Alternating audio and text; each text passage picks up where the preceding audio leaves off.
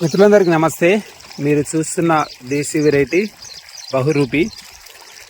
ఇప్పుడైతే ఈరోజు మనం పెడుతుంది చివరి తడి అన్నమాట.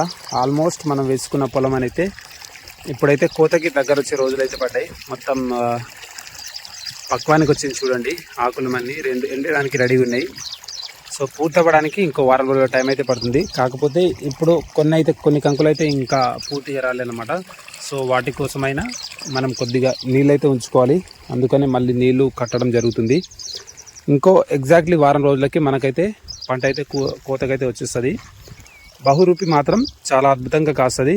ఇంతకుముందు నుంచి నేను చాలాసార్లు చెప్పాను, బహురూపి చాలా మంచి వెరైటీ, ఏ టైంలో అయినా వేయచ్చు, అద్భుతంగా కాస్తుంది. వర్షాభావ ప్రభావాన్ని తట్టుకుంటుంది. దాంతోపాటు ఎక్కువ వర్షాలు వచ్చినప్పుడు కూడా నిలబడి గాలి దుమారాలకు కూడా కొద్దిగా గట్టి నిలబడి రాలకుండా ఉంటుందని చెప్పాను.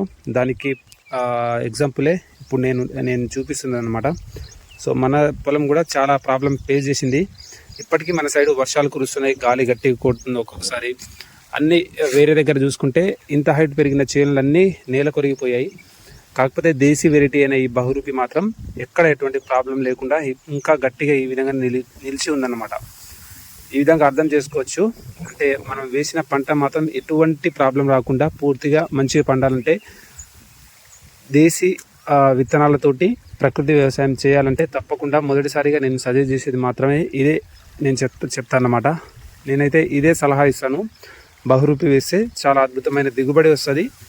పంట కూడా ప్రతికూల ప్రభావాలని తట్టుకొని నిలబడుతుంది. సో ఇప్పటికీ ఒక 6-7 మంది అయితే మనకు విత్తనాల కోసం అయితే అడిగిర్రు. అందరికీ పంపించే ప్రయత్నం చేస్తాను. అండ్ విత్తనాలు కావాల్సిన వాళ్ళు మళ్ళీ మన కామెంట్స్ బాక్స్లో వచ్చి సంప్రదించండి. నా నెంబర్ 7032206875. వాట్సాప్లో టెక్స్ట్ చేస్తే నేను మీకు తర్వాత కాంటాక్ట్ అయ్యి విత్తనాలు పంపించే ప్రయత్నం అయితే చేస్తాను. ఇది చివరి తడి. ఇంకో వారం రోజుల్లో మనకు కట్టింగ్ అయితే వచ్చేస్తుంది. అప్పుడైతే పూర్తిగా దులిపే విధానం అవన్నీ క్లియర్గా చేస్తాను. దాని తర్వాత ఒక 10 రోజుల తర్వాత విత్తనాలు అయితే పంపించడానికి ప్రయత్నం అయితే చేస్తాను. ఇంతకుముందు వర్షాకాలంలో పండించిన విత్తనాలు ఇంకా రెడీగా ఉన్నాయి. అవి కావాలంటే ఇప్పట్లో కూడా పంపే ప్రయత్నాలు అయితే చేస్తాను. మీరు కూడా న్యాచురల్ ఫార్మింగ్ చేయండి.